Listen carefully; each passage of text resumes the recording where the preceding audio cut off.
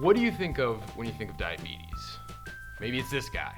Or maybe it's Stephen Gottfried, who told my mom that he caught the diabetes earlier this year. But I'm betting what you probably don't think of is a 13-year-old kid weighing 80 pounds when he should weigh 120, and being admitted to the hospital, not being able to breathe.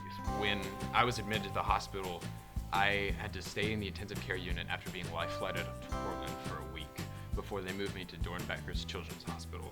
And I've been going up to that hospital ever since to help care for it. That was me. I was in 8th grade, and I was diagnosed with type 1 diabetes. What most people fail to understand is that there are two different types of diabetes. There's type 1 and type 2. I have type 1, which is called juvenile onset diabetes, and it means that it's been passed down through my genes from both my parents. Type 1 means that your pancreas no longer produces insulin, and therefore 100% of your insulin has to be from a synthetic source. For me, it's Novolog, and it comes in through an insulin pump. Type 2 diabetes is very different. A lot of times there can be genetic cues that are passed down through family, but a lot of times it can also relate to how you eat and what your diet is. Thankfully for a lot of people, type 2 diabetes can be not only managed, but in some cases eradicated by taking insulin pills or exercise and diet.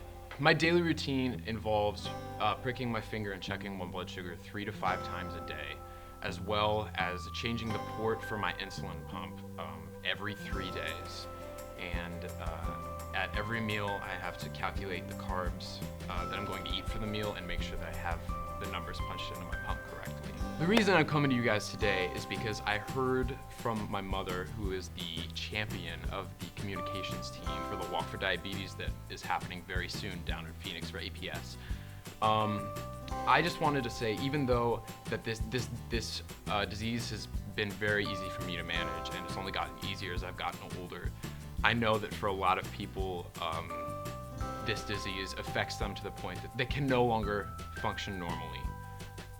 And I think for those people, I would really appreciate it if you guys decided to go out there and walk and help raise funds for the American Diabetes Association. Whenever you guys talk about the Walk for Diabetes that's coming up soon on social media, on behalf of my mom, I'd like to pass on, use the hashtag #NattyFreed. I would love to see the posts that you guys do, and I know Steven would love to see it too. And I just want to say on behalf of everyone who has been diagnosed and struggling with this disease, thank you so much for your support.